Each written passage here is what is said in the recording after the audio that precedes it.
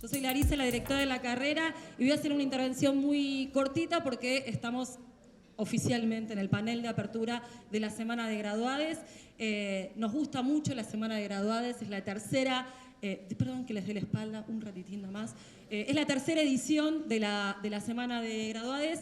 Y nos gusta mucho porque esta semana, bueno, de algún modo convoca a nuestros graduados, nuestras graduadas a volver a la facultad con esta excusa que nos hemos dado, pero también vuelven con un sentido, que es poder compartir con los más jóvenes, con ustedes, que me imagino muchos y muchas están en el primer año de la carrera, ¿es así?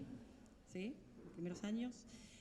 Para compartir con ustedes posibles trayectorias profesionales a partir de sus propias experiencias y qué de esas trayectorias profesionales, bueno, cómo fueron dialogando con la propia carrera. Y de esta manera poder también abrir un poco la imaginación o las posibilidades en el momento de esto de proyectar sus propios recorridos, sus propios caminos. Muchas y muchos empezamos la carrera diciendo, bueno, voy a hacer lo que puedo trabajar es de periodista o en los medios de comunicación, en las empresas infocomunicacionales. Bueno, creo que la Semana de Graduades también nos abre un poco la cabeza a pensar esas trayectorias, pero también otras trayectorias posibles. La Semana de Graduades está organizada por un grupo de graduadas y graduados que hace unos 3, 4 años atrás trajo la iniciativa a la carrera y le fuimos dando forma de manera conjunta, así que quiero agradecer a ese equipo de compañeras y compañeros que viene organizando año tras año esta semana y que están por aquí, en este ala, Axel Cherem, Emilia Silva, Julio Alonso, Juan Lojo, Leandro Moyano, Magalí Bucasich, Mariel Telechea, Mayra Alvarado, Rocío Romner, Santiago Ramallo y Victoria Cibeira. También quiero agradecer al CEPIA que está grabando esta charla para que después pueda estar disponible en YouTube, en nuestro canal. Pueden seguir la Semana de Graduadas, la semana tiene un montón de actividades que las pueden seguir todas por las redes. Somos muy fans del panel de cierre que se llama Llegamos donde no te imaginás, ese lo repetimos todos los años. Y quisimos empezar la Semana de Graduadas con este panel de apertura que dialoga un poco con el momento histórico que nos toca atravesar, así que le hemos denominado Comunicadoras y Comunicadores en Campaña. El agradecimiento a la cátedra Loretti y al profesor Diego de Charras, que va a estar moderando esta mesa, porque lo estamos haciendo en el marco del teórico. Así que bueno, ahora sí le doy la palabra a Diego para que pueda presentar, y bueno, les agradezco a Gila, a Sebastiana, a Fernanda y a Víctor por compartir con nosotros este panel. Todos graduados con muchos años de estudio en esta carrera. Así que, bueno, le doy la palabra a Diego para que pueda presentarlos y enmarcar un poco, bueno, cuáles son los propósitos de este encuentro y de esta charla. Bueno, buenas tardes. Gracias, Larisa, gracias a la carrera por hacernos parte de este evento que se hace todos los años de Semana de Graduades. Como decía Larisa, una actividad que convoca a los graduados, pero para abrir un diálogo con las y los estudiantes. En esta oportunidad, como decía, tenemos una mesa en el contexto electoral y quisimos invitar a compañeros, compañeras que nos puedan, por un lado, contar cuál es su desarrollo profesional, su inserción profesional, cómo les sirvió la formación de la carrera, o cómo jugó la formación de la carrera luego en su desempeño profesional, cómo de alguna manera se vincularon con otros y otras profesionales de la comunicación, y también que nos cuenten su mirada sobre la situación actual desde la especificidad de la labor de cada uno. Les cuento quienes nos acompañan hoy. En primer lugar, Gila Wilker. Gila es licenciada en Ciencias de la Comunicación, docente de la UBA, investigadora, analista de opinión pública, ex secretaria de Proyección Institucional, autora del libro Turculencia. Puedo dar un montón de información que acá no está, pero que fue compañera, profesora. Bueno, nos acompaña Sebastián Lacunza, también licenciado en Comunicación, con posgrado en Flaxo y en la Universidad del País Vasco, corresponsal de la agencia estadounidense Red, del diario.es, columnista político en el diario.ar, que ya les recomendé las columnas de los domingos. En la clase pasada escribió para el Washington Post, Manifesto, La Diaria, Anfibia, Página 12, es autor del Testigo Inglés, Luces y Sombras del Buenos Aires Herald, Pensar el Periodismo, coautor de Wikimedia Leaks. Gracias, Seba. En el medio no disculpé al profe Loretti, que está con un tema familiar, así que hoy no pudo estar, pero mandaba los saludos para todos y todas. Nos acompaña María Fernanda Ruiz, que es docente en comunicación, especializada en convergencia en medios y en comunicación política, realizadora audiovisual y de ecosistemas digitales de comunicación, coordinó el área de medios digitales de la TV Pública. Actualmente se encuentra a cargo de la comunicación de Tecnópolis, el Centro Cultural Kirchner, el Centro Cultural Borges, dependientes del Ministerio de Cultura de la Nación, y desde el colectivo Mueve América Latina se desempeñó en las últimas campañas electorales en Argentina, Bolivia, Ecuador, Honduras y Perú, y desarrolla proyectos de formación en comunicación política en numerosos países de la región. Y finalmente a mi lado, Víctor Tarico, licenciado en Ciencias de la Comunicación, docente auxiliar en la carrera, coordinador académico de la Diplomatura en Comunicación Política de la Facultad de Ciencias Sociales y consultor en Comunicación Pública y Campañas Electorales. Así que, bueno, un poco en la línea de lo dicho, van a hablar 15 minutos cada uno y nos contarán sus experiencias y su mirada sobre el contexto actual. Si están de acuerdo, sigo el orden en el que los presenté y vamos haciendo la ruedita. ¿Sí? Bueno, gracias Diego, gracias Larisa, un placer poder estar hoy compartiendo con ustedes este inicio del ciclo Graduades. Bueno, como abro no tengo contra quién pelotear, así que estoy en problemas. Estoy en problemas porque por supuesto siempre es más lindo conversar y para conversar, bueno, la pelota tiene que girar. Así que bueno, nada, les paso la pelota a ustedes. Bueno, lo primero que quiero decir es, soy una orgullosa graduada, orgullosísima graduada de esta carrera. Es una carrera espectacular, tenemos algunos diferenciales claramente con colegas de otras universidades dentro de la misma especificidad y creo que lo que tenemos es un nivel de formación que nos permite encarar cualquier desafío vinculado no solo a la comunicación sino a las ciencias sociales en general, ¿no? Digamos, porque tenemos una formación donde yo diría que nos permite hacer máquina con los distintos desafíos que se pueden presentar en los distintos ámbitos donde uno se desempeña. Yo diría que hoy las cosas vinculadas a la carrera que hago es todo, no hay nada que no esté vinculado. Por supuesto me especializo en opinión pública, el vínculo con el universo de la opinión pública, podríamos decir que opinión pública es el área de investigación. Y si yo tuviese que definirme de alguna manera, me voy a definir como investigadora, que es lo que desde hace muchos años soy, ¿no? Digamos, no dejé de ser una investigadora académica, me convertí en una investigadora especializada en opinión pública, medio sin quererlo, también me fui especializando en comportamiento electoral, entonces podría decir que esa es mi expertise hoy, pero bueno, la vida es larga, parezco joven, pero tengo muchas reinvenciones, y todas también posibles por la carrera. Lo de parezco joven es un chiste. Así que, bueno, lo que diría es, empecé investigando con un tema, tuve mi primer beca de investigación en el MARC como estudiante, creo que fuimos con Diego, si no me equivoco, los primeros becarios de investigación, o los becarios de investigación, con vos, Diego, no.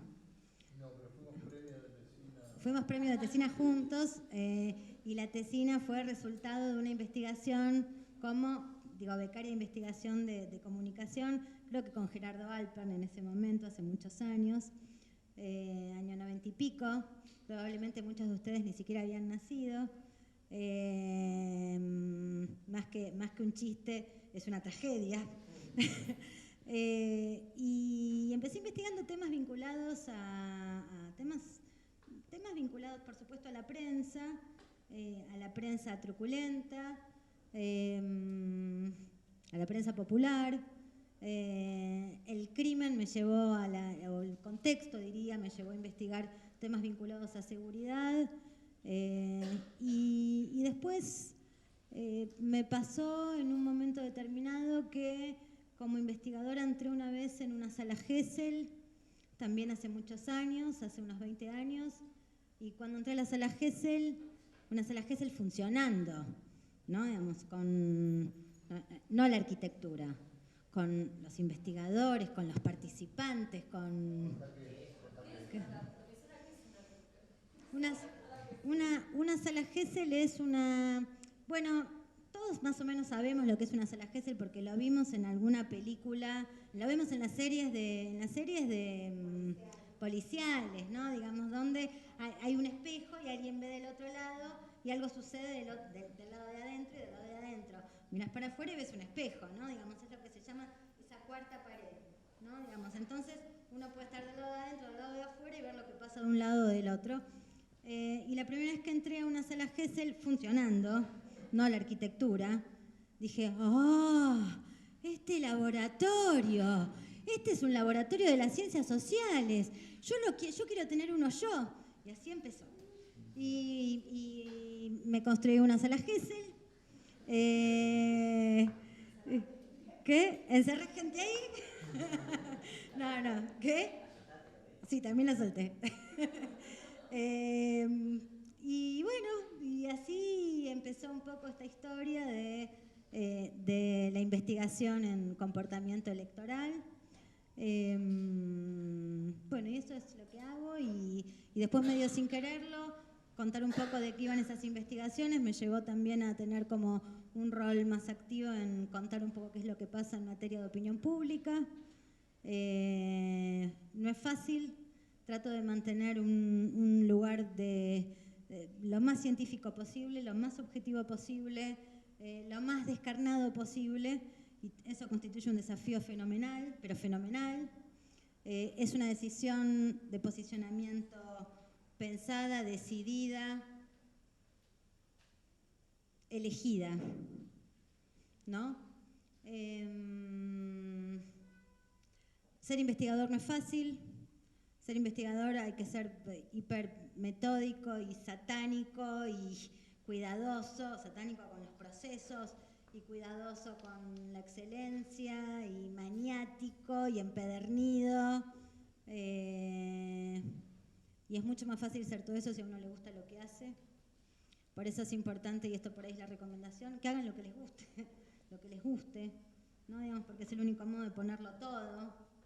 Y que la carrera lo que tiene de bueno es que es plástica, ¿no? Permite ir por distintos lados. Así que bueno, creo que eso sobre la carrera, sobre el escenario actual, propongo hacer la ronda y volver, así peloteamos. Bueno, muchas gracias. Yo soy Sebastián Lacunza, me voy a reiterar con Sheila, orgullosísimo de la formación que tuve en la UBA, en esta carrera, agradecido de quienes me convocaron hoy y bueno, estoy disponible siempre que consideren que es útil mi testimonio, compartir mi experiencia. Algunas cositas, yo cursé hace mucho tiempo, digamos, ahora varios jefes de cátedra y directivos de la carrera son de mi generación, digamos, yo rumbié para otro lado, para el lado profesional, pero con esto quiero decir, hace mucho tiempo que cursé en un edificio del cual ustedes habrán oído hablar, quizás algunos lo conocen, que es el famoso Marcelo T.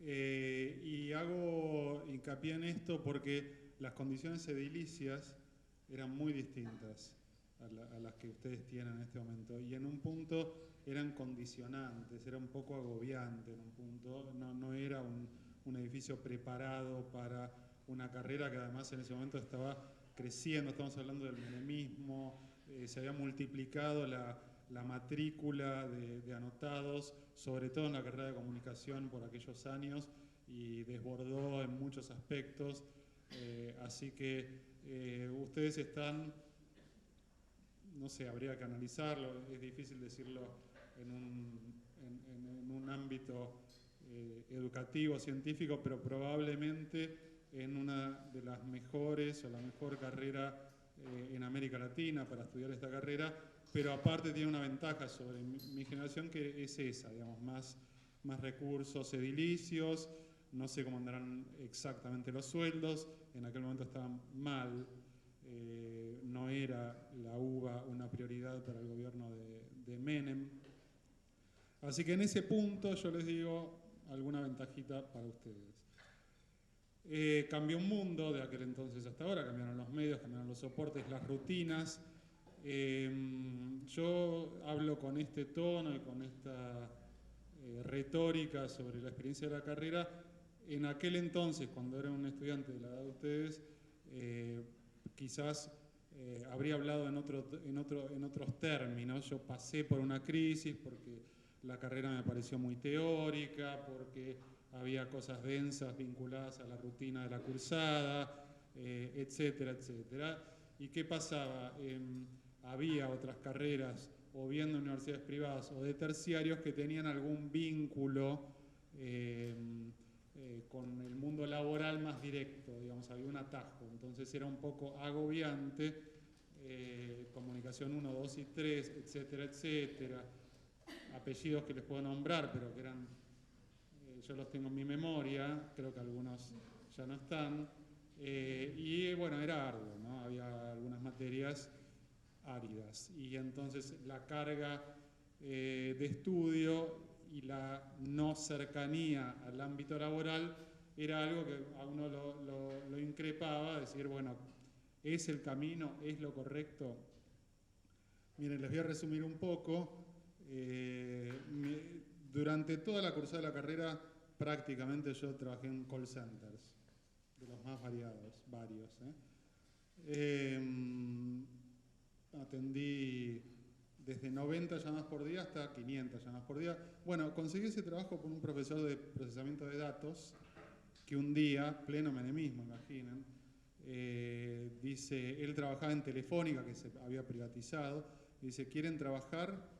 Y varios dijimos que sí, y entramos a lo que era el 110, que todavía existe, que era la información de los números, en ese momento era personalizado. Por lo cual, el 110 se pobló de chicos de comunicación, mezclados con los de Entel que Telefónica se quería sacar de encima. Entonces, la maldad tremenda que hacía Telefónica con los que se quería sacar de encima era que los trasladaba desde el interior de las viejas oficinas de Entel, de comunicación de larga distancia, etcétera, de Chascomús, de Bariloche, los trasladaba a Buenos Aires para que se vayan. Era la forma de presionarlos para que se vayan, y se juntaron con los estudiantes de comunicación. Imagínense el lindo caldo que se cultivó en el 110 de Telefónica. Con esto les quiero decir, yo estuve mucho tiempo hasta que encontré trabajo de lo que me gustaba. Yo tenía claro, desde que era un estudiante secundario, que quería ser periodista. Otra ventaja que creo que tienen ustedes es que mi generación tenía una mirada un poco idealizada de lo que era el periodismo y la generación de periodistas. Me parece que la generación de ustedes tiene una mirada más crítica, en un punto más descarnada, en un punto más corrosiva de lo que es el ejercicio del periodismo.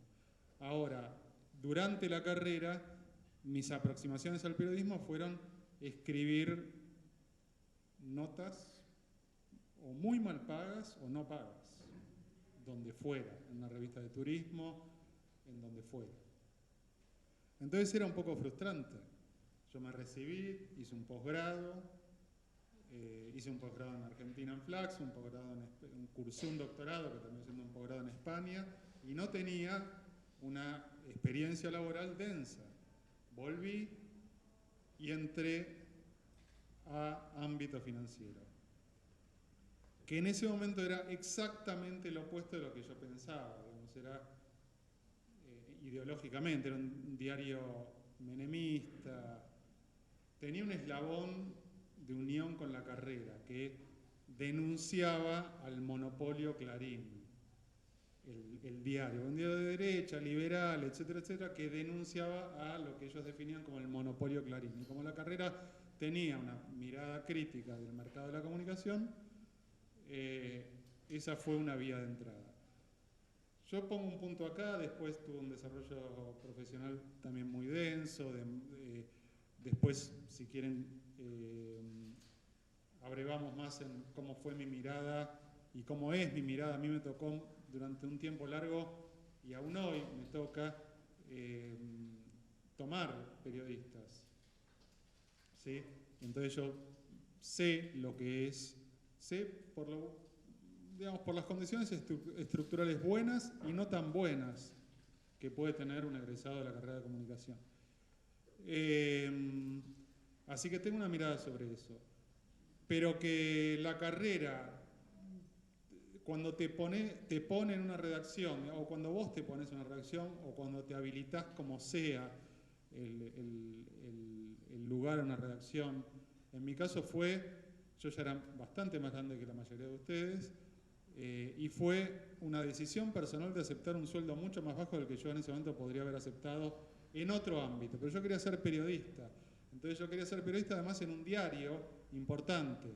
Cuando esa posibilidad surgió, a esa edad yo ya quería irme a vivir solo, etcétera, etcétera. Igual a esa edad, psicoanálisis de por medio, dije sí. Y fue la mejor decisión de mi vida. O sea, yo gané en ese momento un tercio de lo que podía haber ganado en otro momento, pero era el puesto que yo quería tener. O no el que yo quería tener, en el cual yo sentía que me metía en un barco en el cual me iba a sentir navegando aguas que yo quería navegar. Y bueno, una vez que estás ahí, las herramientas críticas que te da esta carrera son, yo diría, esenciales. Puede ser que te demore un poco más algo de la práctica inmediata. Yo no sé cómo será ahora, capaz que no es más como era antes, pero en aquel entonces, como no era tan práctica la carrera, había otros que tenían un atajo, digamos. La verdad, eso se adquiere en relativo poco tiempo, yo lo que quiero el mensaje que quisiera dejarles, y ya suelto el micrófono, es que lo que se valora, y vuelvo a mi posición durante bastante tiempo, tomar periodistas, lo que se valora tener un profesional joven, quizás sin experiencia, con mirada crítica, con capacidad de reflexión, con capacidad de prever por dónde viene la mano, de mirar más allá, de no meterse en el discurso, de no ser uno más en un discurso que va con la corriente, digamos, que permea por todos lados. Digo, ese perfil es útil en una redacción. Entonces creo que eso fue lo que me ayudó en la carrera. Bueno, muchas cosas en común. Me parece que vamos charlando. Yo venía pensando, escuchándolos, sobre mi propia trayectoria. En realidad, venía más pensando en hablar de campañas electorales, por ahí hablamos un poquito de eso ahora. Pero muy brevemente quiero ratificar este énfasis en decirles que les parezca complejo, eterno, larguísimo, abstracto. Washington Uranga varias veces me decía, venís para decirles que después de la carrera, de qué se trata, como que la carrera abre tantos mundos que es difícil pensarte después en dónde, ¿no? Sobre todo si no vas por el lado quizá más tradicional, que es el del periodismo, o el más esperado quizá.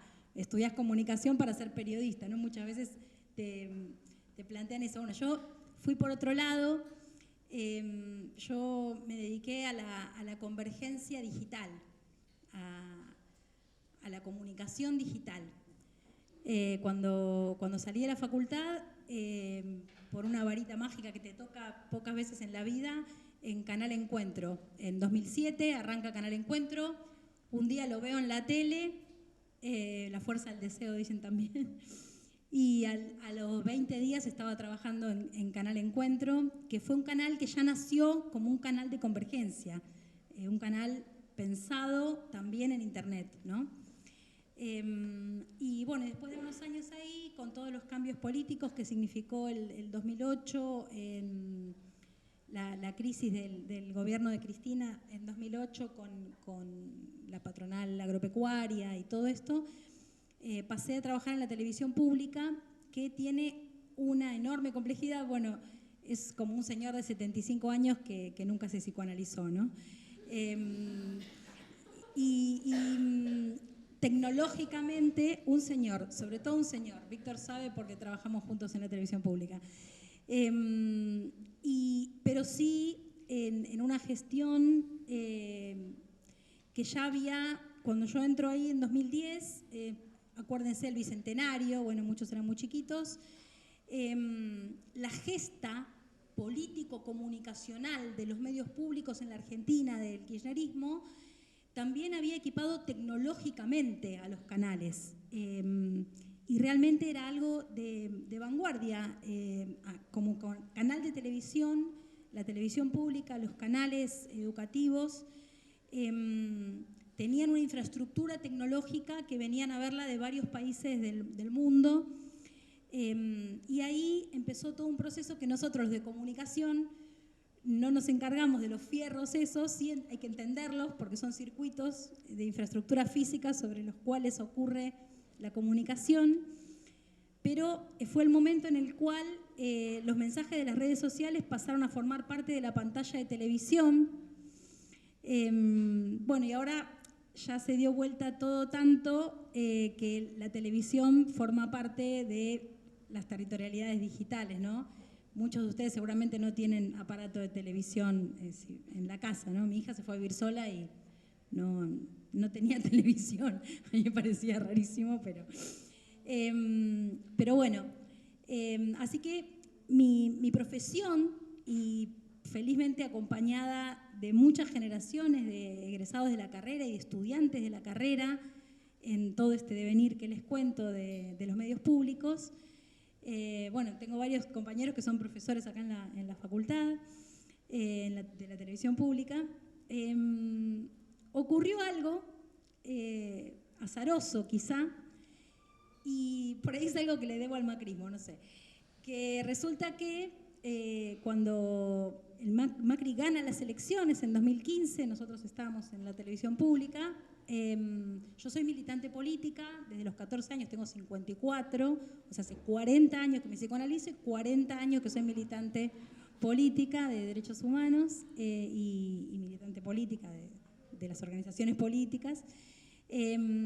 Y pasó que gana las elecciones Macri y nos atribuyen a los de comunicación digamos, la derrota electoral, ¿no?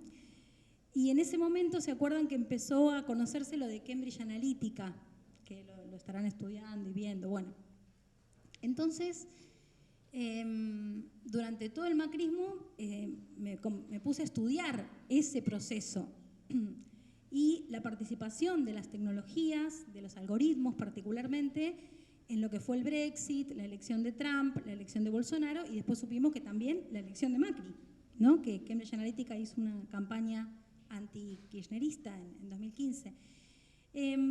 Bueno, y así ocurrió que estudiando todo eso, cuando Evo Morales viene al exilio a la Argentina, después de que ganamos las elecciones, yo en esa elección de 2019 participo como militante política, digamos, todavía en mi profesión, la convergencia digital y la militancia política como era otra cosa, hasta que llega Evo Morales al exilio y pide al Instituto Patria, donde yo milito, una especialización en redes sociales porque se entera de que en el golpe de Estado se crearon 68.000 cuentas de Twitter en 48 horas para apoyar el golpe de Estado. Entonces, Evo quería entender lo que había pasado. Bueno, y así en pocos días pasé a trabajar con Evo Morales y en la campaña electoral más larga de la historia, duró 10 meses esa campaña electoral porque la pandemia hacía que se extienda la fecha electoral en Bolivia, trabajé con Evo Morales, que no era candidato, pero era el jefe de campaña electoral de Bolivia, de Lucho Arce y David Choquehuanca. Un proceso muy complejo.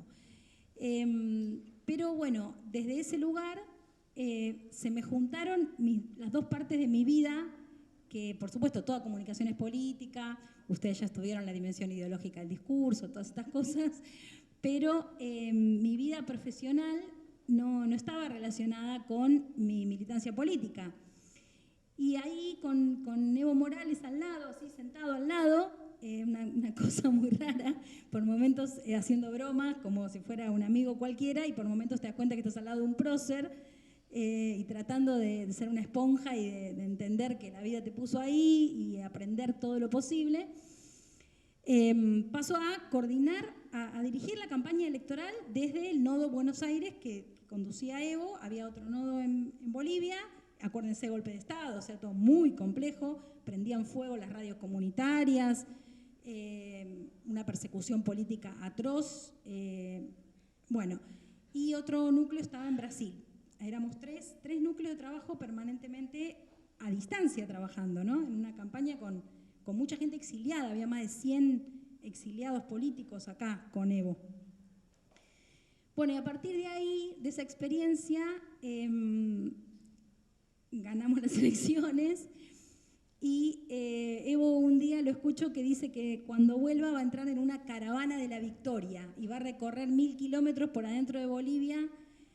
Bueno, así que pensé que había que hacer una película de eso, hicimos una película de eso, Seremos Millones, que se va a estrenar ahora en junio, y esa campaña electoral me dio paso a otras campañas electorales de las cuales participé. Voy a referir 3 o 4 cosas de esta participación de alguien de la territorialidad digital de la comunicación en las campañas electorales del campo popular. Porque ahí yo no tengo el problema que tiene Sheila cuando dice yo tengo que mantenerme en un nivel de objetividad científica porque está haciendo investigación. Yo soy una militante política que hace comunicación en campañas políticas de líderes políticos en los cuales creo y para los cuales decido trabajar. Entonces no tengo el problema de tener que ser objetiva, porque no soy periodista, no soy investigadora, soy una comunicadora política que se especializa en la parte, y acá va mi pedido, casi súplica, en la parte en la que el campo popular tiene una enorme demora, ¿no? También tiene inconmensurables potencialidades, ¿no? Todos recordarán el episodio de las caricias significativas de Hurlingham, Satisface a Mauricio, cuando se le rompió el bot en la campaña 2019 y fue hermoso que les pase eso. Pero fue un error, aparentemente fue un error, o sea, ocurre en las programaciones. No, ¿vos qué decís que fue un boicot? ¿Que les hicieron? Y pero te deja muy ridículo. Satisface a Mauricio. Caricias significativas desde Hurlingham. No sé. Por ahí raro, por ahí fue raro. Bueno, pero de todos modos, no subestimar nunca, ni tampoco sobreestimar, ¿no? La hegemonía nunca es completa. Y la derecha necesita, y acá hablo estrictamente desde la comunicación política y con una posición tomada política de mi parte, la derecha recurre a esos procesos, primero porque tienen presupuestos ilimitados para hacerlo. Milei está en los últimos 30 días en 4,5 millones de acciones en sus redes sociales. 4,5 millones en 30 días de acciones y reacciones. Sus videos en TikTok tienen 3 millones, 5 millones de visualizaciones, ¿no? Ahí hay toda una infraestructura, una ingeniería y unos presupuestos enormes para producir eso. Y por eso es tan necesario que las personas que deseen comprometerse con la comunicación política, no solamente a participar en un búnker de campaña, que es algo que yo recomiendo, y sobre todo hacerlo en la juventud, porque ya me siento un poco grande a veces. Se duerme muy poco en las campañas electorales, son muy exigentes, uno viaja para todos lados, para dentro del país, va, venís, subís, bajás. Tenés unas reuniones increíbles, surrealistas, por momentos te aparece un mano santa que trajo un candidato que le pareció que lo podía ayudar para superar el estrés. O sea, pasan cosas muy raras en las campañas electorales, muy interesantes. Cuando sea viejita voy a escribir un libro sobre esas memorias. Pero, digamos, el pedido o la idea que yo les quisiera transmitir es que de todos ustedes quienes tengan una vocación de compromiso político,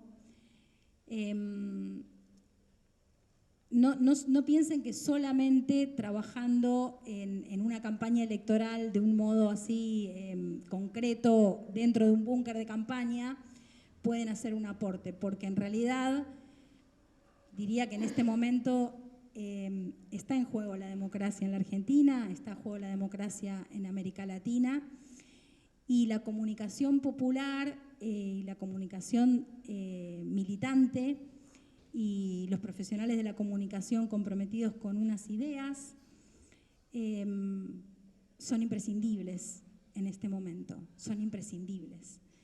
En una radio comunitaria, en una red social, en un organismo de derechos humanos, en una organización política, en una organización sindical, en un medio privado, en un medio público, en una organización comunitaria. Realmente es muy importante que todo esto que aprendemos acá, que es extraordinario, que es de una magnitud, el capital simbólico que se construye en este lugar, en cada uno de nosotros, poder ponerlo en juego en un momento en el que está en juego todo. Los derechos que nosotros creemos que son así, que son naturales en este país, están en riesgo. Entonces, el campo popular necesita fortalecer su comunicación, sobre todo en la territorialidad digital, porque no la comprende. No la comprende. Nuestros referentes políticos, en muchos casos grandes referentes políticos del continente, nos dicen, bueno, pero eso es en Internet. Como si Internet fuera algo irreal.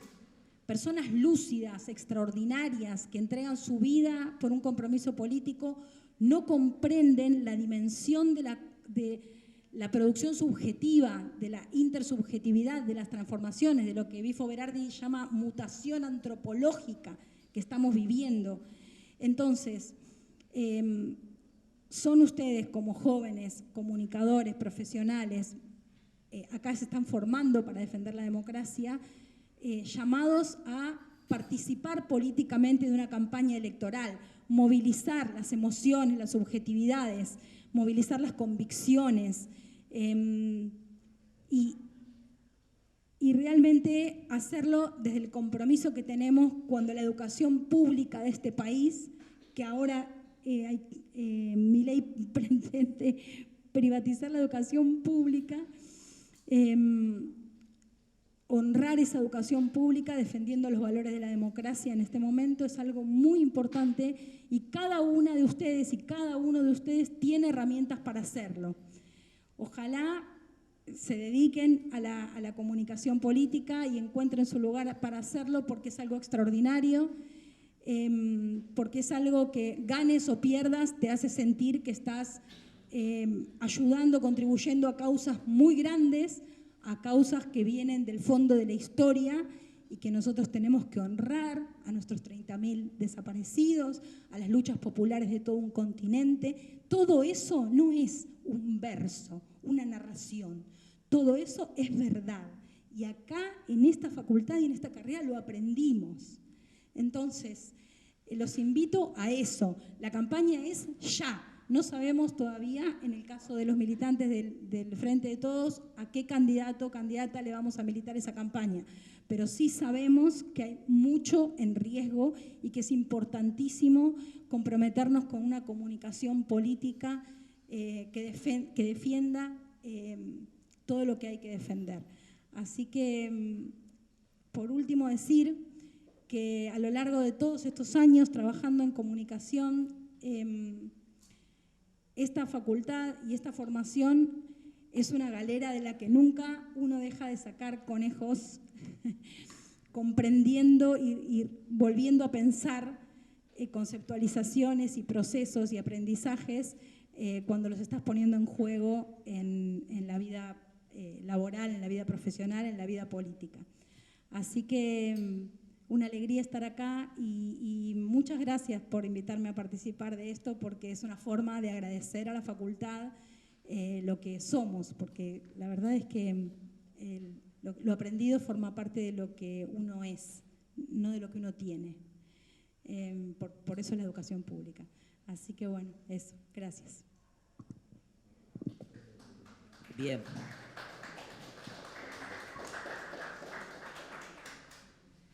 Me la dejaste fácil, Fer, te agradezco.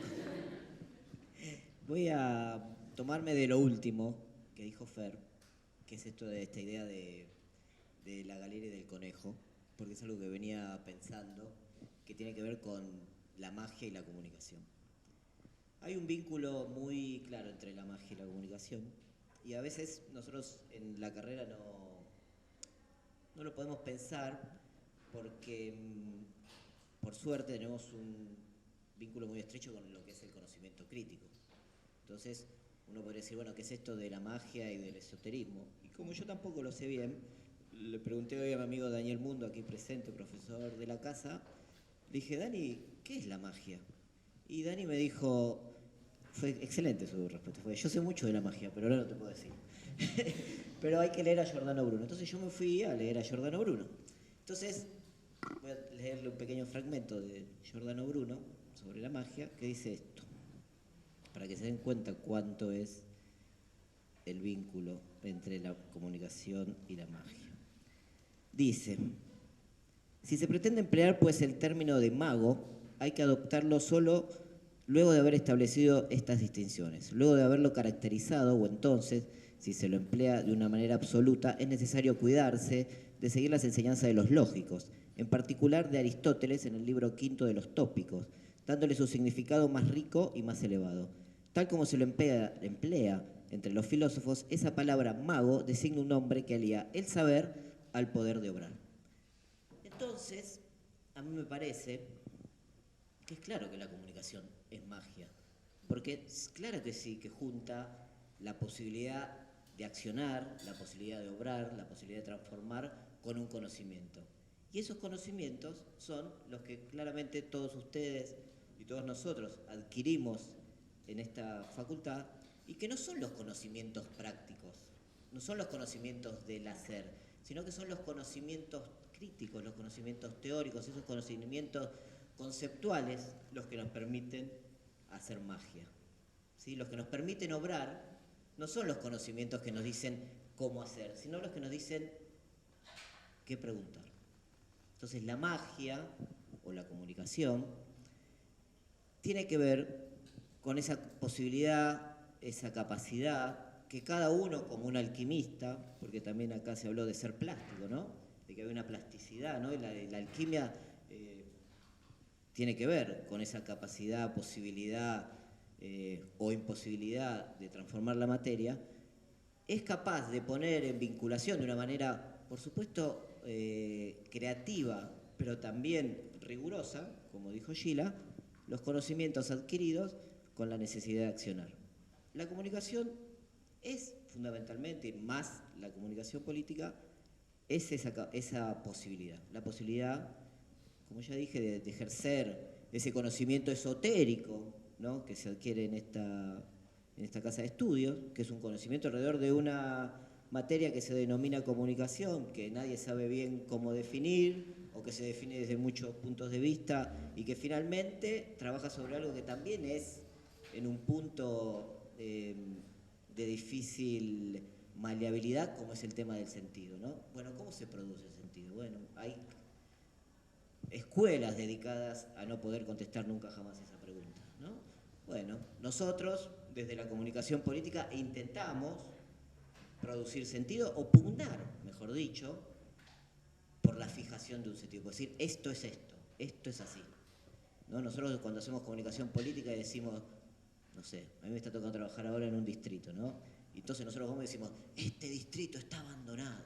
Entonces viene el otro candidato y dice, este distrito está mejor que nunca. Bueno, ¿quién triunfa? Bueno, el que sea capaz de darle sentido a la coyuntura específica donde nos toca intervenir. El que pueda lograr hacer la magia de producir sentido, porque realmente donde estamos nosotros interviniendo, y está un poco bien y un poco mal, ¿no? Depende de quién logre conectar con esas vivencias, el que logre conectar con esa experiencia particular del ciudadano, del electorado, el que logre tocar, interpelar. ¿Qué es interpelar? ¿Acaso si no es hacer magia? ¿No? Entonces, lo que me interesa señalar, y hablo acá un poco más desde la comunicación política y no tanto desde la práctica del periodismo, que es lo que forjó quizás a esta carrera en sus inicios, ¿no? Esta carrera se forma bajo el paradigma periodístico, pero en contra del paradigma periodístico. Esta carrera es una locura, y eso ya lo saben, ¿no? Es como que nuestro tema de estudio son los medios de comunicación, pero somos tan críticos que a veces parece que los odiamos a los medios de comunicación. Bueno, a mí que me tocó trabajar con Fer en la televisión pública, uno podría decir que ahí confirma todo lo que uno es capaz de amar y odiar a un medio de comunicación, y creo que a todos los que tuvieron experiencias prácticas en medios de comunicación les puede pasar esto, pero que el diferencial, el plus, lo que querramos llamarlo, que te da esta carrera, que te da esta facultad, es ese conocimiento, que es un conocimiento crítico, que es un conocimiento que está signado por el alejamiento, ¿sí? Que está signado por la distancia frente a lo que uno pretende hacer como profesional, ¿sí? Pero que de repente se transforma en un capital cuando uno creía que era algo que lo alejaba, ¿no? Ese capital evanescente, mágico, si se me permite, es lo que hoy por hoy, creo yo, o lo que ha caracterizado a los alquimistas o egresados de esta carrera. Y digo esto porque lo que vale la pena de este trayecto vital que se denomina carrera universitaria, además de los encuentros y la capacidad de conocer y la posibilidad de conocer gente y de noviarse y de separarse y de eso que vale la pena también, y además de la experiencia, en una época se decía que Sartre era más un habitante de la universidad que un gran teórico. Bueno, eso lo decían los que lo criticaban, ¿no? Althusser y todos esos que decían que Sartre era medio nabo.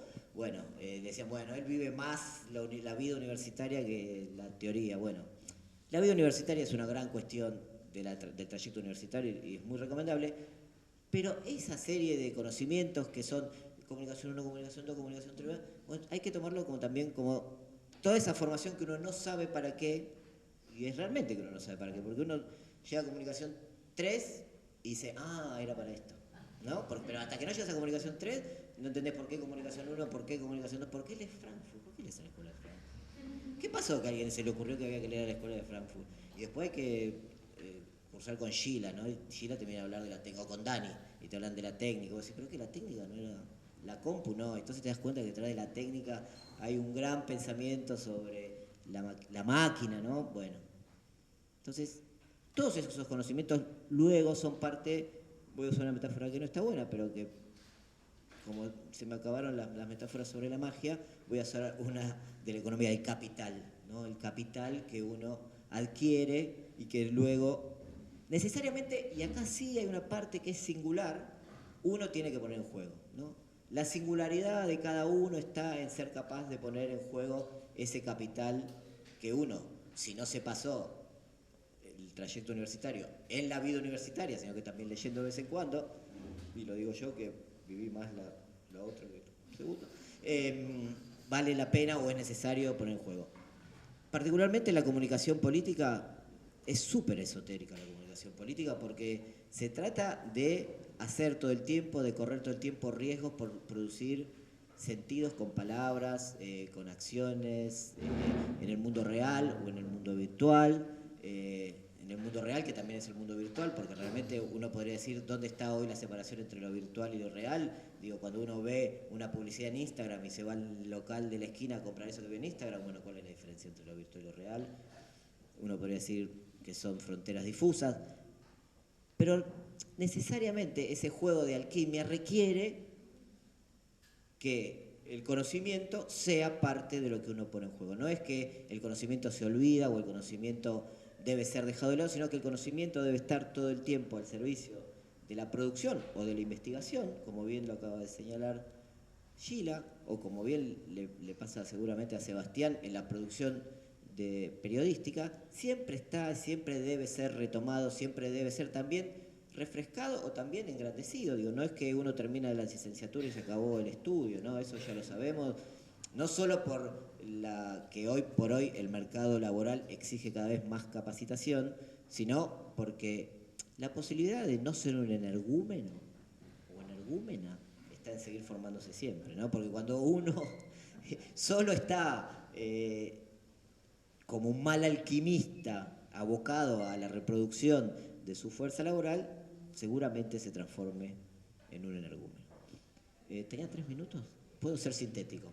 Pero esto es lo que quiero reivindicar. Quiero reivindicar el carácter mágico, alquímico y esotérico de esta carrera, que es ni más ni menos que reivindicar su enorme, insoportable, abrumadora literatura y bibliografía crítica y teórica sobre la comunicación. Eso, gracias. Un aplauso para los 4.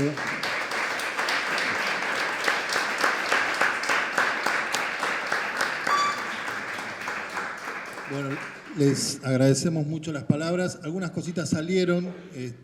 Comento algunas cosas que por ahí los chicos ya saben, por ahí nuestros invitados no tienen tan presente. La carrera fue incorporando algunas cuestiones de práctica, siempre fue como su gran falencia, y sobre eso como 2 cosas. Una, que hace unos años se puso en funcionamiento una agencia de noticias que se llama ANCOM, que era voluntaria y que ha tenido una participación enorme de estudiantes produciendo noticias, y ya lleva miles de noticias y 8 años, y que ahora se reformó el plan de estudios, con lo cual esa práctica que inicialmente era voluntaria se incorpora a la currícula, digamos. La carrera siempre tuvo práctica dentro de los talleres, pero había otra práctica que faltaba y alguna práctica que no era contabilizada curricularmente. Ahora con la reforma del plan esperamos que eso tome una forma curricular.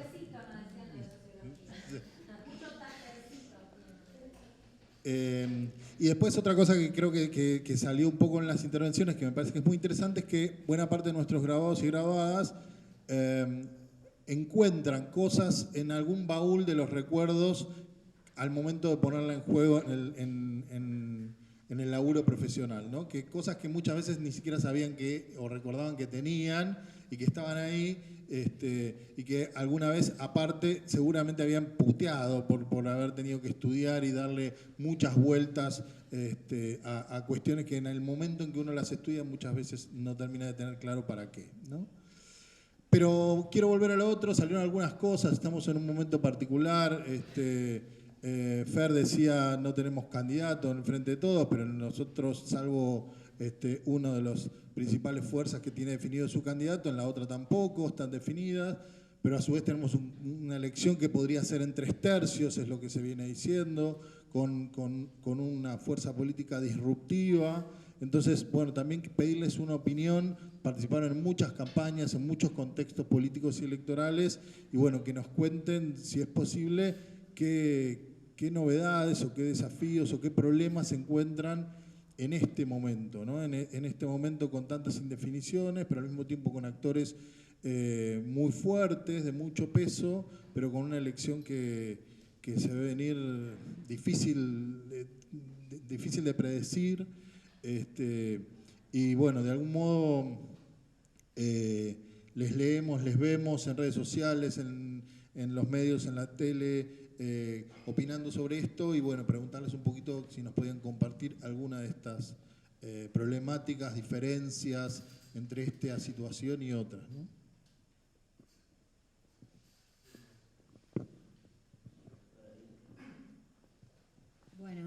Yo lo primero que quiero decir es que yo quisiera ser maga. Y que además está muy bien eso de poner en valor saberes mágicos, ¿no? Quiero que sepan que todo eso es una picaresca acá de Tarico, o algo de verdad también tiene. Bueno,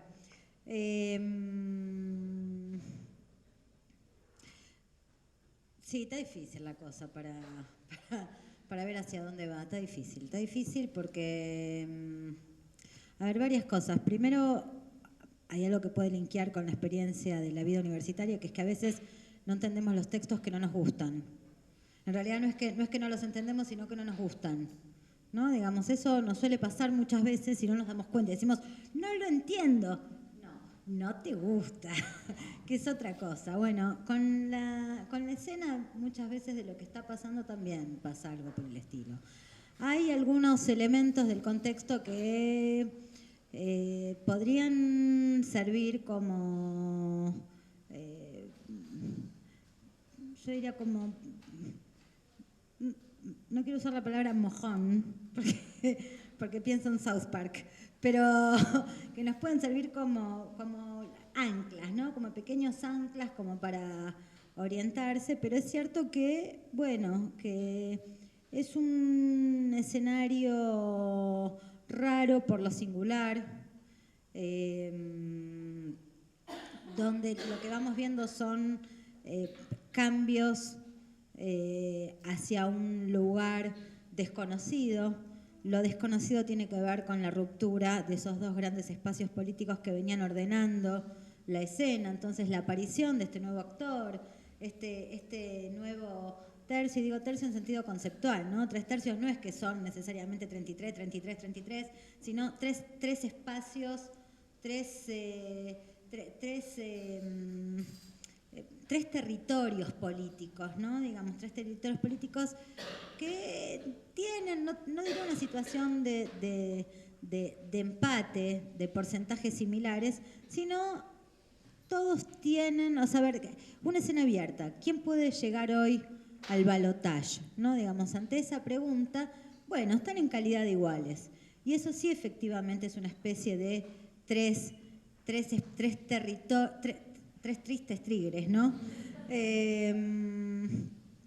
Entonces, bueno, yo creo que la inestabilidad sobre todo tiene que ver con la aparición, la emergencia de este tercer o este espacio nuevo que representa el mundo libertario, que representa a Milei, con señales muy ambivalentes, donde hubo elecciones por ahora provinciales donde ha tenido muy malas performances, pero al mismo tiempo seguimos midiendo a Milei en esos lugares y vuela por los aires.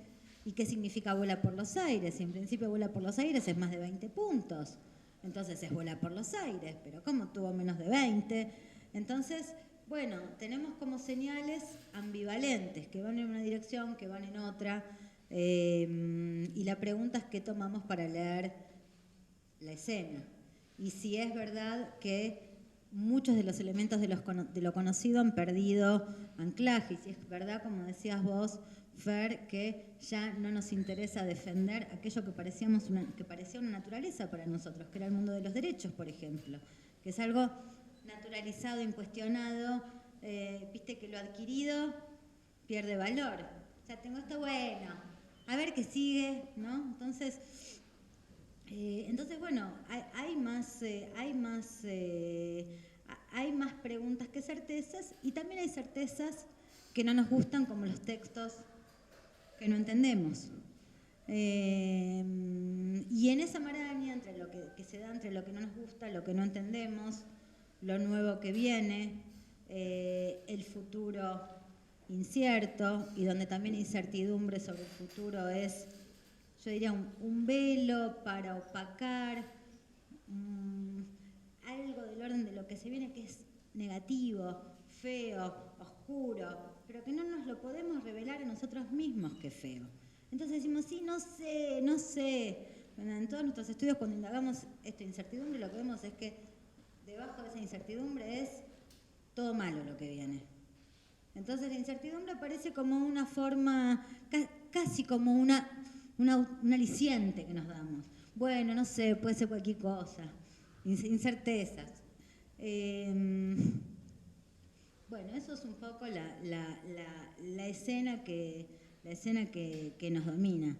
Yo creo que por ahí lo mejor es rotar y poner en cortito y picotear. Sí. O sea, Gila hacía referencia, creo que no lo nombraste a Milei, ¿no? No lo nombraste, pero bueno, quizás, no quiero, hay que consultar a la fuente, pero quizás hacía referencia al momento político, a la corriente, a algo que se vio ayer en España, a lo que viene en Argentina, a Milei. Al respecto, por un lado diría que desde el punto de vista del periodismo que a mí más me gusta, el que yo más transito, que puede acercar un tiempo interesante, digamos, si yo me hago sueco de repente, ¿no?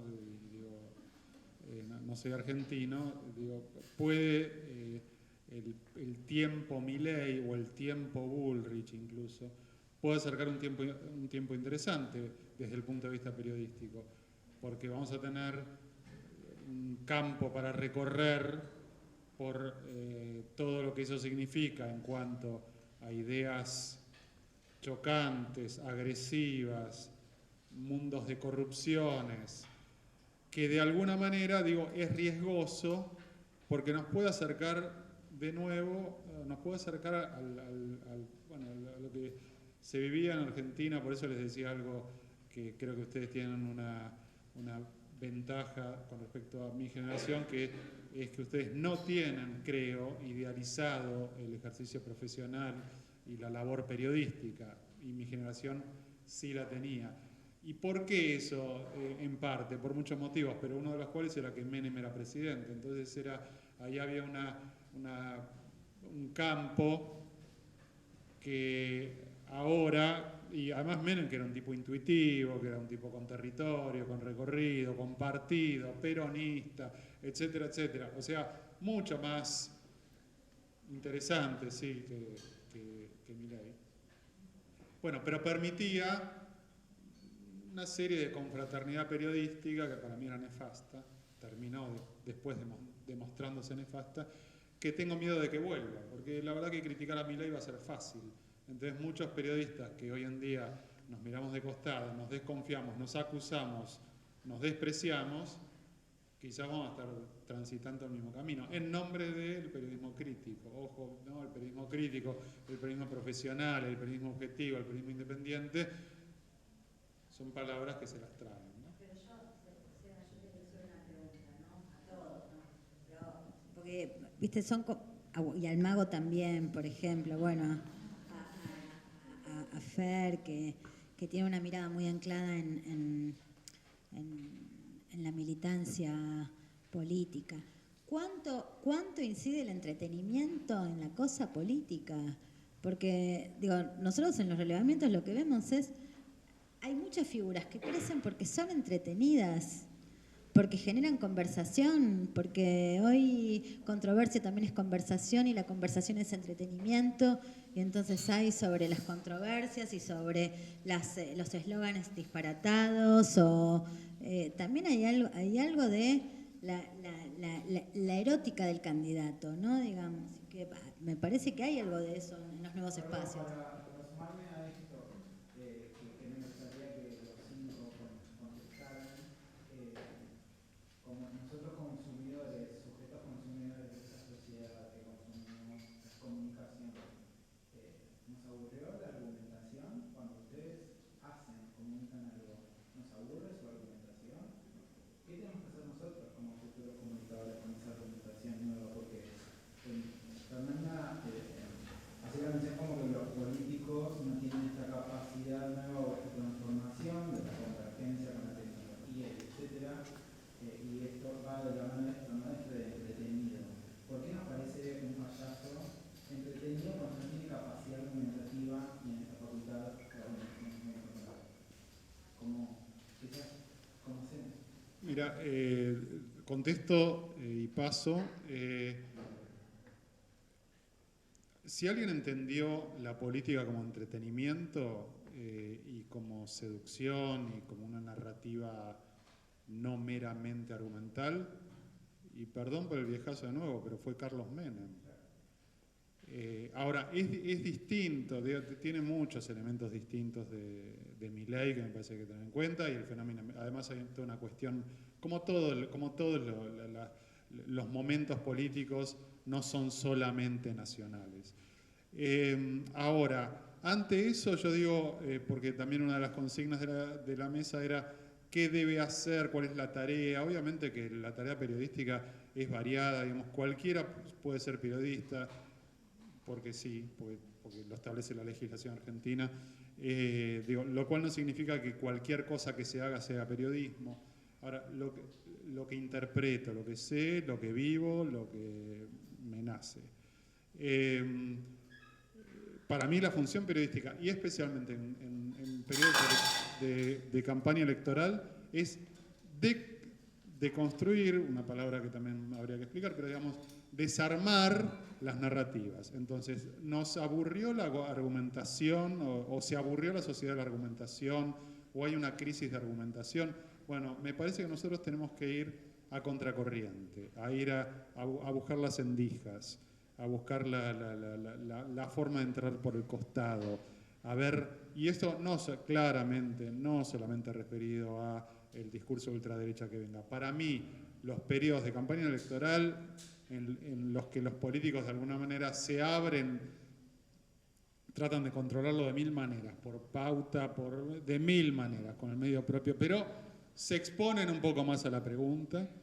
Para mí esos son momentos de mucha importancia para que el periodismo perfore esas narrativas, la de Milei y la de Cristina y la de Macri.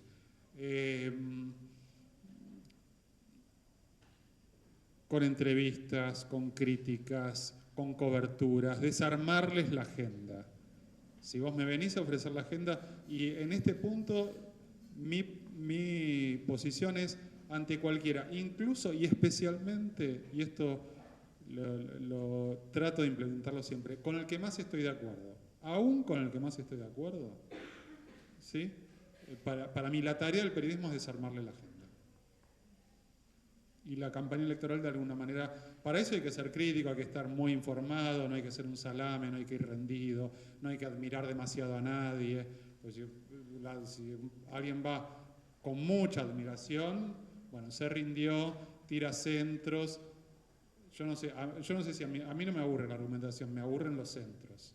El periodismo salame, digamos, salamero y salame. Entonces, ante eso, zapping, de mi parte. Entonces, creo que hay una posibilidad en las campañas justamente de volver a otra argumentación, de desorientar, de desarmar.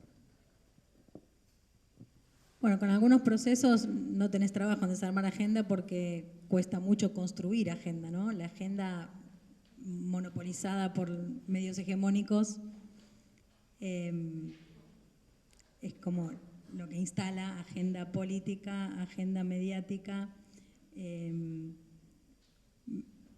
No sé si ves, perdón, estoy haciendo un diálogo, pero me parece interesante preguntarte. Cuando vos decís el periodismo tiene que, porque perdón, recapitulo un segundo.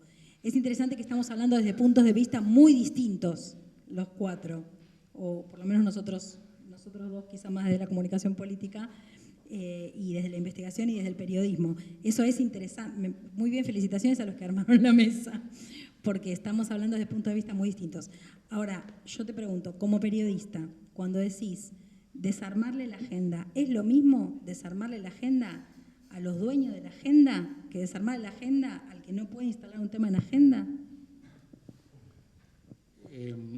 Yo soy egresado de esta carrera y sé lo que es la concentración, y sé lo que es el dominio de la agenda, y sé el peso, digamos, el mayor, quizás el tipo más sagaz en la construcción de una agenda es Larreta. Desarmar esa agenda, eso es un desafío muy importante. De todas maneras, yo creo que no es lo mismo, que no todo es igual. Ahora, incluso hay que escuchar a Damián Loretti, ¿sí? Que lo nombraron a Damián, cuando él hace una reflexión sobre la ley de servicios de comunicación audiovisual y cómo sería ahora. Y él hace poco dijo en una entrevista, bueno, sí, ahora la agenda dominante existe. Ahora, las otras agendas también.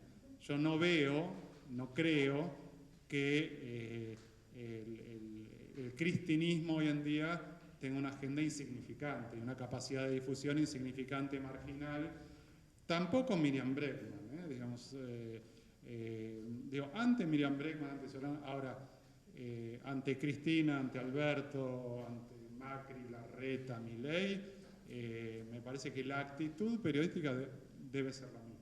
No se me escapa para nada que hay quien tiene mayor poder de instalación. No se me agota para nada en que los medios dominantes son los que copan la agenda y el resto mira de costado. No creo que sea así exclusivamente. Sí, tenés el problema de si agenda es mensaje, porque en comunicación política lo que vos ves es que hay muchos tipos que pueden tener, o sea, ¿cuáles son las diferencias o los límites de agenda y mensaje, entre agenda y mensaje? O sea, vos ves, hoy estás viendo muchos políticos que tienen una gran dificultad para componer un mensaje, no digamos una campaña política, sobre todo una idea, un mensaje.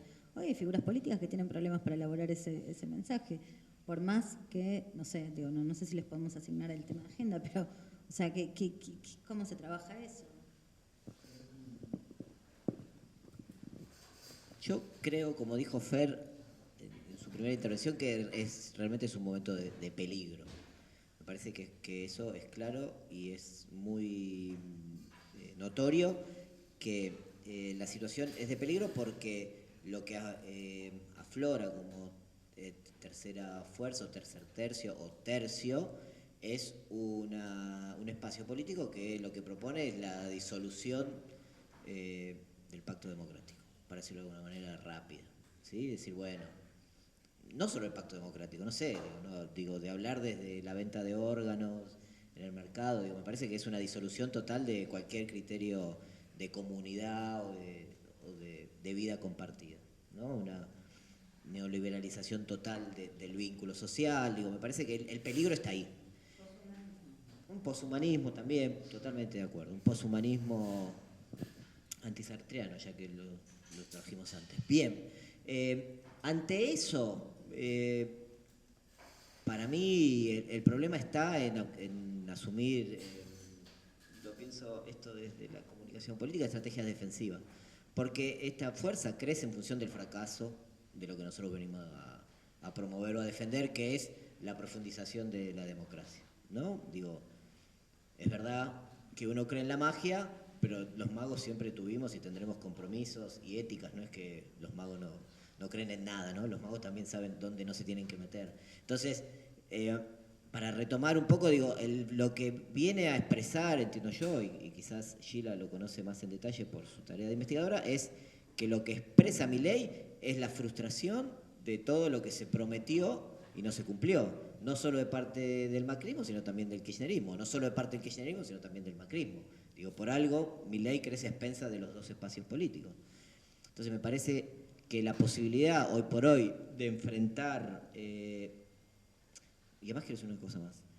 Milei probablemente, y me parece que es lo que un poco nos hace pensar su fracaso provincial, es que no expresa un enojo que recorra la tira de las opciones políticas, ¿no? Expresa un enojo ahí arriba, a nivel de la conducción nacional, pero no traslada a nivel de las experiencias más inmediatas de la vida, no traslada en municipios, no traslada en provincia, traslada en un lugar de que el poder es un poco abstracto, que es el de la presidencia de la nación, ¿no?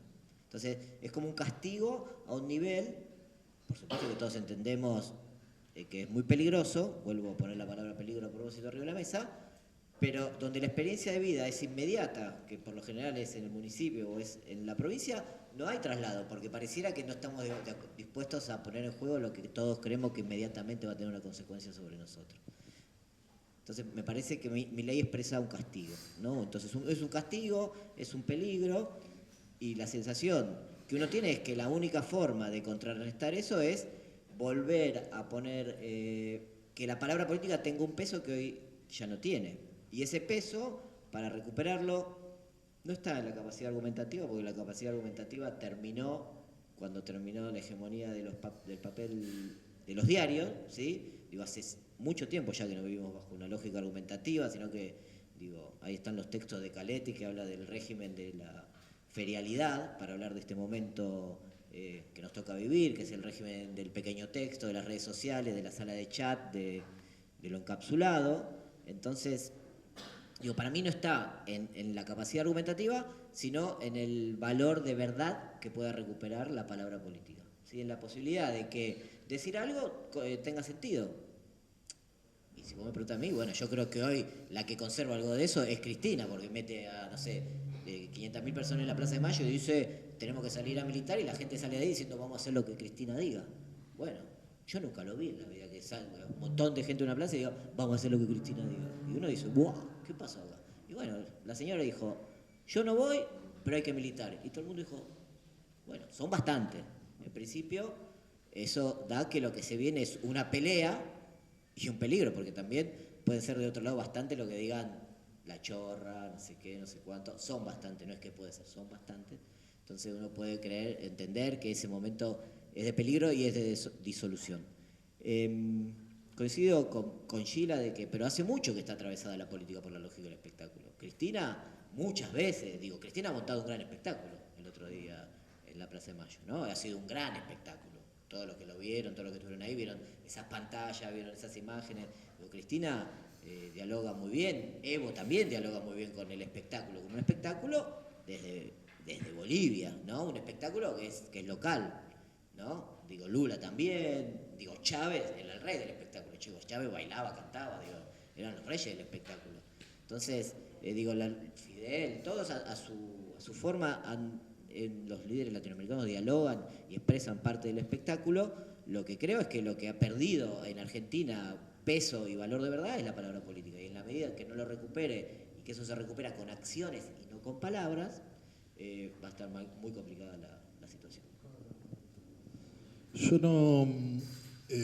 no tomaría como absolutos, digamos, ¿no? El tema del entretenimiento o del discurso breve o de la muerte de la argumentación. Porque lo que voy a decir es intuitivo, capaz que alguno lo tiene más medido o reflexionado, pero digamos, en 2019 se decía que nadie leía libros y Cristina saca un libro y hace una gira presentando y toda la gente leyendo el libro. O Rebord saca entrevistas de 2 horas y la gente se sienta a escuchar una entrevista de 2 horas, pero con las características que planteaba Seba, digamos, que un poco en la nota del domingo también reflexionaba un poco sobre eso, es decir, a todos les cabe el abrirse a una entrevista sin condiciones, pero claro, también la entrevista, aún con condiciones de Cristina en C5N la semana pasada, tuvo 10 puntos de rating, que para el cable es una locura, de una política explicando, en el rol de explicación y de argumentación, y tuvo un rating increíble. En paralelo, ayer en las elecciones en España, el PP arrasa sin haber presentado un programa político, digamos, ¿no? con gestos. Y lo de Milei es bastante parecido, digamos, es más una gestualidad que una argumentación. Es tirar un eslogan, pero después no fundamentarlo, porque en la mayoría de los casos el gesto es la comunicación política. Entonces hay un poco, casi diría de magia, retomando lo de Víctor, donde no hay certezas, hay un poco y un poco. Lo que tenemos que poder hacer es no dar por muerto ni una cosa ni la otra. Digamos, la argumentación puede tener espectáculo y el espectáculo puede tener argumentación, digamos. El punto es cómo se conjugan las proporciones y en qué medida la palabra política, que Víctor dice, bueno, pierde valor la palabra política. Yo creo que no, el punto es cómo esa palabra articula con acciones, articula con propuestas claras. A mí lo que me tiene más preocupado de la situación actual es que la indefinición, por ejemplo, respecto a las candidaturas, impide también que haya propuestas claras, argumentaciones sostenibles en el tiempo y compromiso de esa palabra con un hacer. Entonces, me parece que se va de alguna manera creando una situación que habilita la gestualidad como único modo de la política. Cristina hace otra cosa, pero al mismo tiempo no es candidata a Cristina, lo cual deposita en ella un compromiso y una argumentación, una razonabilidad que que hay que ver cómo eso se traslada, ¿no? Y la gran pregunta es cómo se traslada, si es trasladable, y en qué medida tanto foco puesto en Cristina no está opacando a quien deba ser el candidato o candidata del Frente de Todos. Bueno, son un montón de preguntas, pero algunas que tienen que ver con lo que se estaba planteando. Muy breve, es muy interesante me parece todo lo que se viene diciendo. Yo tengo un exceso de optimismo, sépanlo, lo advierto antes de decir lo que voy a decir, es algo estructural. Pero quiero marcar tres, para mí, grandes fortalezas que tiene el proceso político en la Argentina en este momento ante esa embestida de despolitización, ¿no? En primer lugar, creo que estamos estudiando en un grupo de trabajo el tema de Milei en Argentina, la particularidad de ser respuesta al feminismo. O sea, ocurre en las derechas, en las ultraderechas en diferentes países esto, pero acá la magnitud que tiene el proceso del feminismo como el movimiento quizá de mayor vitalidad política y de politización de la vida íntima, la de la mujer, ¿no? O que era concebida como íntima, esto que estamos diciendo, lo personal es político, ¿no? Yo me di cuenta realmente de la magnitud que tiene el proceso argentino del feminismo estando en otros países, porque al contactar con militancias feministas, es un faro la Argentina. Nosotros acá decimos, uy, tenemos 1000 errores, dificultades. Sin embargo, el volumen, las tesis, por ejemplo, las que hicieron la coreografía esa que recorrió el mundo, las chilenas, que decía el violador eres tú, ¿se acuerdan? Esa coreografía recorrió el mundo. Ellas estudian, admiran y observan todo el tiempo el proceso antropológico que vive el feminismo en la Argentina. Y Milei es también, entre todo lo que es, porque también representa estas ultraderechas a nivel global, no sé, o Bolsonaro, ponele si vamos a nivel regional, Cast, bueno, acá es también una respuesta a esa lucha. Entonces, eso por un lado decís, bueno, qué terrible, pero por otro lado es por nuestra fuerza, es por lo que hicimos bien. No es solamente que está creciendo, sino que es una respuesta porque nosotros tenemos que advertir la magnitud de lo logrado por el feminismo en la Argentina. Eso por un lado. Por otro lado, la juventud. El otro día estaba en una formación sindical de todo el país, un sindicato nacional, muy preocupados todos por la juventud. Y la juventud, y hay que hablarle a la juventud, y el problema de la juventud.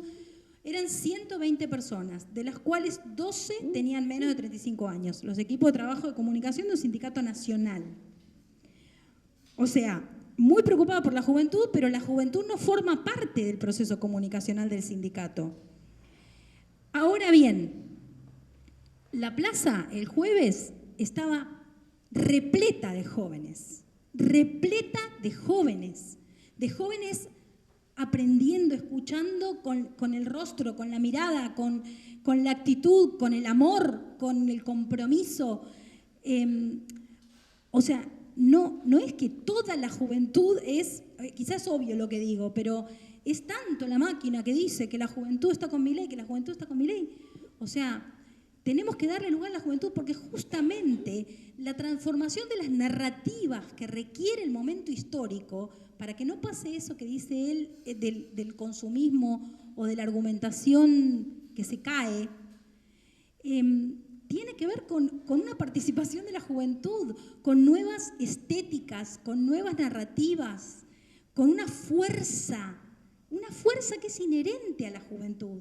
Entonces la política, las organizaciones políticas, sindicales, de derechos humanos, tenemos que darle lugar a la juventud y la juventud se tiene que hacer también su lugar en la institucionalidad de la lucha política. O sea, si no te lo regalan, tenés que ir a construirlo y a buscarlo como joven, porque es necesario además. Es necesario para todo el país, no solamente para los jóvenes. Es necesario que la juventud sea más escuchada, que tenga más lugar, que tenga más espacio político, digamos. Entonces, bueno, dije el feminismo, dije la juventud y también, por último, la politicidad en la Argentina. Hemos dicho muchas veces, así recorriendo el continente, tipo, acá falta peronismo. Nada, yo no soy peronista, o que mi hija dice que sí, yo creo que no, bueno.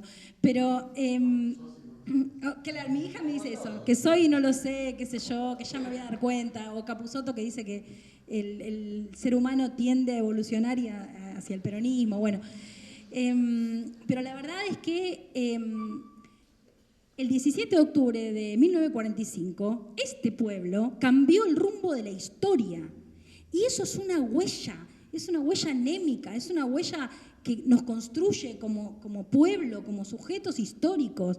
Eso no se borra tan fácilmente. Hay que agarrarlo, sí.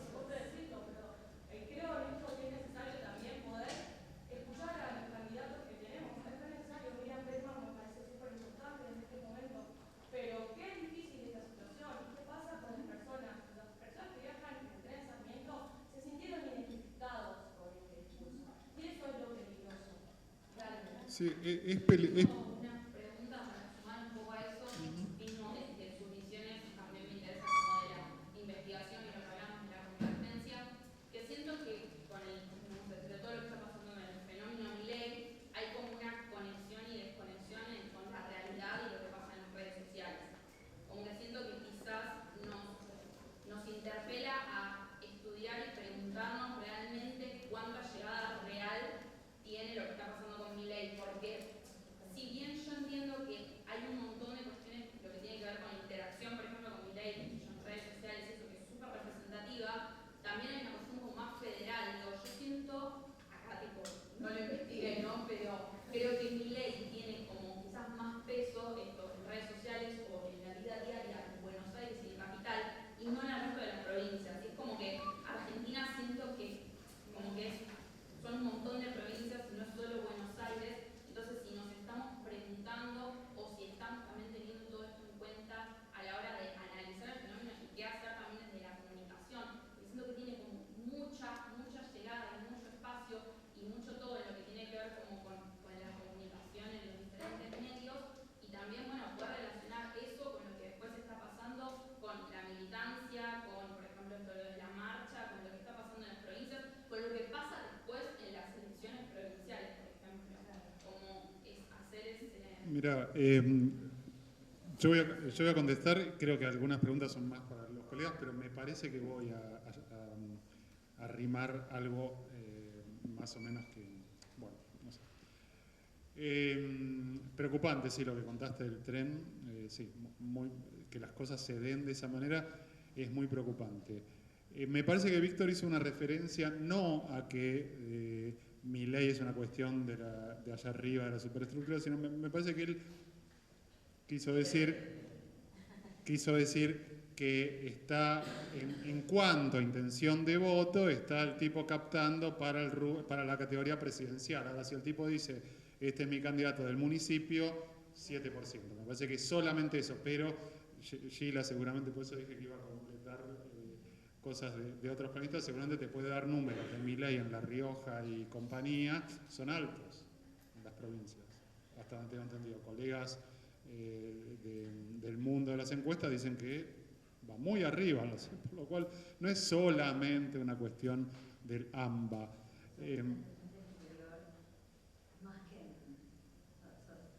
Sí, y sorprendentemente, contraintuitivamente, mejor en interior que en Ciudad de Buenos Aires, mejor en interior. ¿Qué? Sí, sí, como candidato a presidente y con Milei en la boleta y con el nombre de Milei, no el fenómeno delegado. Qué sé yo, digo, recién la compañera acá hablaba del fenómeno del el religioso alrededor. Bueno, la pastora Almirón, que fue la candidata de Milei en Tierra del Fuego, ¿qué sacó? ¿Cuánto, qué pasó? No, menos. Menos que, bueno, voto en blanco 20 ellos, pero digo, no llegó ni a los 6 puntos, me parece. O sea, fue como... Y nada, era un fenómeno que en particular se miró con mucha atención porque tenías pastor evangélico. Con el norte de ver, bueno, ¿qué pasó con el evangelismo en Brasil? ¿Qué pasó con el evangelismo? Entonces, digo, era una pregunta válida, seguir qué pasaba ahí con la pastora.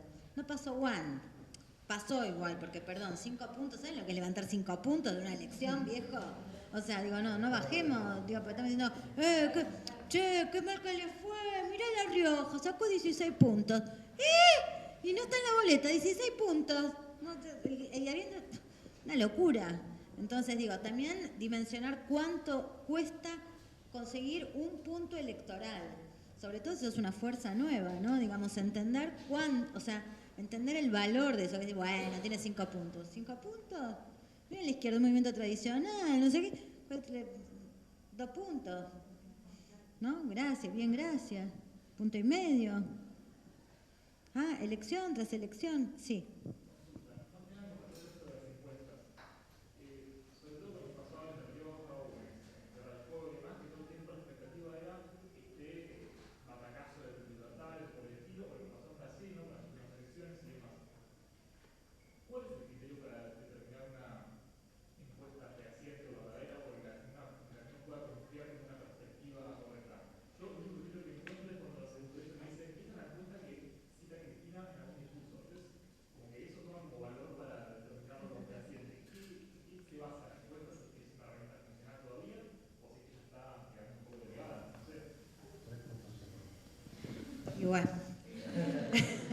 Bueno, lo primero que quiero decir es, cuando la política entra en desgracia y prima la antipolítica, todos los universos cercanos a la política, también no le damos cachetazos. O sea, esta es la primera. La otra es, digo, nos podemos equivocar, pero en general las encuestas bien hechas siguen dando una, o sea, pueden pasar cosas, digamos, o sea, pueden producirse espirales, es decir, o sea, pueden pasar fenómenos. Ahora, por ejemplo, lo que nos desvela a nosotros como encuestadores es la participación, digamos, ¿no? Porque si la gente va a ir a votar o no va a ir a votar, en el volumen te cambian las proporciones. Entonces, eso sí es un problema para poder pronosticar. Ahora, las encuestas no se usan solamente para pronosticar.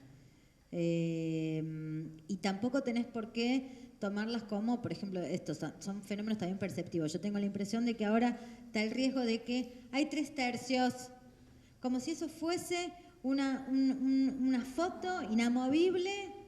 O sea, esa foto se llegó, se mantendrá hasta las elecciones. Digo, o sea, es más, yo ya te diría que ya cuando Cristina lo plantea, si tenía la intención de plantear 3/3, ya era una foto vieja. Y yo ya te diría que hoy la pregunta del oficialismo es ¿cómo construyo ese 3/3? Entonces, bueno, digo, tenés una situación que es, viste, hay una película en el comportamiento, en la creencia, con mucha volatilidad, donde tenés enojo, el enojo es explosivo, cuando completás la cosa cuanti con la cosa quali, escuchás en la lengua, sin que se dé cuenta, le escuchás el fuego, ¿no? Digamos, la cosa está que arde, todo se prende fuego, los políticos que dicen hay que dinamitar, lees los periodistas y los periodistas sin darse cuenta también hablan de fuego, de explosión, de ardor, de bochorno, del horno, de la calentura, de fuego, fuego, fuego, fuego. Lo escuchás en la lengua sin darte cuenta, o sea, y lo lees en las noticias, lo escuchás en la gente, lo lees en los textuales cuando laburás los desgrabados del quali.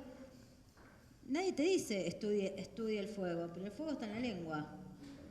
Entonces, bueno, el fuego también hace que la cosa sea más fluida, qué sé yo. Por los comentarios que venían haciendo antes de la pregunta por la encuesta, por los territorios, ¿no? El territorio del tren y el territorio digital. Lo que venimos estudiando es que cada vez esas dos territorialidades están más juntas.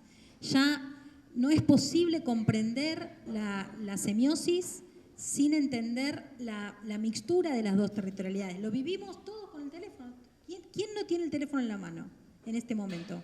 ¿Hay alguien que no tenga el teléfono encima, en la mano? O sea, las dos territorialidades están absolutamente fundidas. Esto es un proceso muy vertiginoso desde hace muy poco tiempo hasta ahora. Y así como esas dos territorialidades están fundidas, la de los argumentos, las ideas, los conceptos y las emociones están absolutamente fundidas ahora en la subjetividad política también. Entonces hay que entender ese modo para analizar la semiosis. Acá y acá, y cerramos porque se nos acaba la hora. Mi pregunta es un poco amplia, ¿no? Pero ¿cómo se emprende una lucha para la creación de una agenda quizás paralela a la de los medios de comunicación masivos? Porque yo creo que hoy discutimos inflación, discutimos el precio del dólar, discutimos inseguridad, pero yo veo que algunos temas están invisibilizados. Por ejemplo, la cuestión Malvinas. Yo ahora estoy haciendo una diplomatura justamente que organiza la facultad sobre Malvinas. Hay ciertos temas que no aparecen en la agenda. Entonces, la agenda social, sí, fíjate en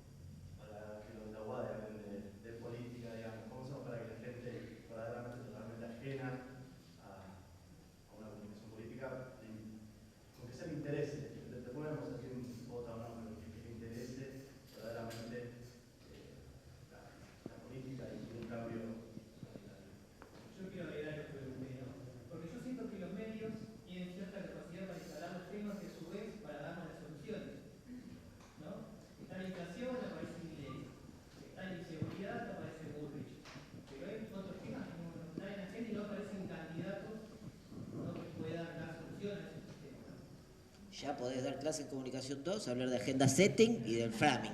Del framing. Yo soy entrenador. Ah, bueno, ya está, bueno, ya entonces sabés la respuesta. Ya sabés la... Ahí, a mí me parece... Hola, bueno. Ahí yo diría dos cosas. Es cierto que existe una agenda mediática, que es una agenda de temas, y también es una agenda de perspectivas, ¿no? Son puntos de vista sobre esos temas, ¿no? La agenda setting, el framing, ya lo sabemos. Bien, voy a recurrir a un tema biográfico. Nuestra experiencia en Canal 7, cuando me tocó ser subgerente de noticias de Canal 7, pasamos cosas muy tranquis como la tragedia de Once, Nisman, ¿no? Donde eran cosas muy sencillas de abordar para el canal, la televisión pública. La agenda se disputa y por la general la mayoría de las veces se pierde, ¿no? Son disputas que, como decía Mangone, ¿no? Uno gana, pierde, siempre pierde, ¿no? Entonces, la agenda se disputa, ¿sí? Uno puede disputar qué tema discute y también puede disputar cómo lo discute. Por lo general, la concentración mediática lo que genera son concentraciones de temas y de perspectivas, ¿no? ¿Por qué todo el tiempo apareció durante mucho tiempo Milei hablando sobre economía? Bueno, digo, ¿por qué aparece los de la Fundación Mediterránea para hablar de economía? ¿Por qué siempre aparecen los mismos? Bueno, ahí es donde hace efecto la concentración. Yo quisiera, en este punto lo que quiero decir es, esa es la lucha que hay que dar. Digo, a veces las peleas no se eligen, son las peleas que hay que dar en los términos que hay que darlos en la actualidad. ¿Uno puede intentar instalar otros temas? Sí, yo creo que el tema Malvinas no es un tema que esté ausente en la agenda política y social de la Argentina, es un tema más que tiene un consenso enorme. Alrededor de que las Malvinas son Argentinas, no hay ninguna discusión.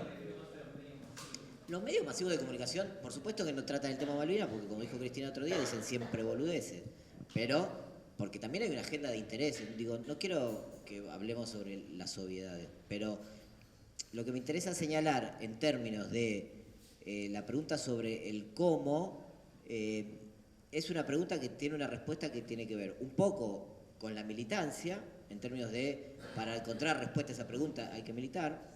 Digo, no hay como mucha respuesta a priori, ¿sí? O sea, para encontrar respuesta a esa pregunta hay que militar, y retomo lo que dije antes, el valor de esa militancia se empodera o crece o se fortalece en la medida que la palabra política tenga un valor de realidad, ¿sí? Y un peso en la práctica concreta. Quiero decir, si vos militás en un proyecto político donde el presidente dice un día que va para acá, el otro día se va para allá, y después dice que va acá y vuelve y va y se cae y saca una foto, ¿verdad? Y se desdibujó, se acabó, ¿no? En cambio, un retador como es Milei, ¿no? Un retador al poder establecido que construyó esta idea. Digo, es muy difícil pensar que existe una casta. Para mí es el gran hallazgo político de Milei. Es responsabilizar de todos los males de Argentina post pandemia a un sector que uno podría identificar rápidamente entre el macrismo y el kirchnerismo. Ese es su gran acierto. Es decir, la culpa la tienen estos que gobernaron hasta ahora. ¿Y cuál sería? Y uno podría, bueno, un poco, porque ¿sabés qué? Entonces tiene que empezar a meter complejidades que en la experiencia real es más sencillo decir, la culpa es de Cristina, la culpa de Macri. Bueno, lo loco, uno podría decir, es que Milei logra adhesión como candidato a presidente, pero lo que no logra mucha adhesión, su adhesión es desigual en los términos de la dolarización, por ejemplo. No todo el mundo de los que dicen que votarían a Milei están de acuerdo con la dolarización, o no todos los que dicen votar a Milei están de acuerdo con su, no sé, con su posición sobre el aborto, ¿no? Porque no son todos varones los que votan a Milei. En el 2001, que fue un proceso muy intenso, también con muchas particularidades, un agotamiento de un paradigma en algún punto, también había una antipolítica de derecha que tenía circulación, y tenía circulación en los medios, mucha. Digamos, en ese momento, en 99, empezó el auge de la Radio 10 de Daniel Haddad, que era un discurso, hoy en día lo denominaríamos libertario de ultraderecha, más o menos así, tenía presencia en los medios de comunicación.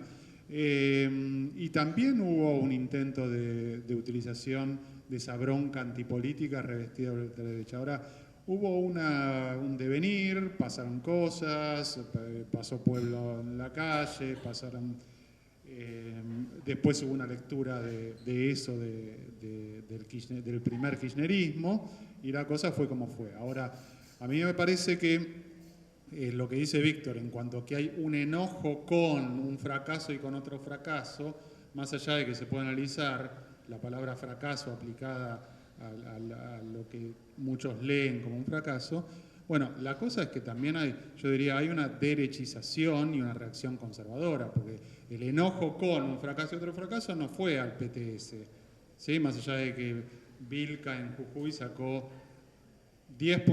14 puntos ahora en la última elección, 10 puntos menos de lo que esperaba sacar, ¿sí? En Jujuy, solo ahí. Entonces, no hay cuando se lee lo de España, también España no tiene la carencia de reservas que limita a cualquiera que gobierne en la Argentina, no tiene 108% de inflación, empezó a crecer, empezó a redistribuir, empezaron a hacer medidas de aumento del salario mínimo y demás, o sea, medidas que se sienten más, que no las desdibuja la inflación, y ayer le dieron una paliza tremenda y ganó la derecha de la derecha del Partido Popular y Vox. Con esto quiero decir, hay una derechización. Y hay también un problema, porque es cierto que Cristina habló ante 80.000, 400.000 personas, no sé cuántas fueron el jueves. Ahora, a mucha gente les dejó de hablar hace rato. Entonces ahí también hay un problema de llegada, de lectura. Sí, hay mucha gente que escucha la letanía a la que se refiere Cristina, para algunos es la voz de Cristina. ¿Sí? Entonces, me parece necesario tomar distancia y mirar con ojos críticos el devenir del enojo, porque algo no está siendo interpelado, algo no está siendo escuchado. Y quiero hacer una aclaración por una participación mía con respecto a lo de Fer. Quiero aclarar, porque yo digamos, hago un esfuerzo permanente por separarme, porque detesto la postura profesionalista del periodismo, en tanto aséptica y en tanto siempre distante, siempre con cara de vinagre, defendiendo los valores republicanos. No la banco esa postura, mi postura es otra. Y quiero decir, porque vos me decías, no lees que a veces hay diferencias de la agenda. Un ejemplo que vos citaste. Si yo tengo que entrevistar a Evo Morales a la semana de la que hicieron el golpe de Estado, o a la semana de que se murió la hermana y que le mataron el perro, yo no voy a ir a preguntarle, ¿hiciste fraude? O sea, eso es ser tonto, eso no es ser periodista crítico, eso es una impostura de la crítica, ¿no? De que siempre voy a ir a los tobillos, eso es ir a los tobillos, digamos, por lo cual me parece que el periodista tiene que tener una lectura sensible, además porque lo importante hoy es el golpe de Estado, no es otras cosas que sí se le pueden preguntar a Evo Morales.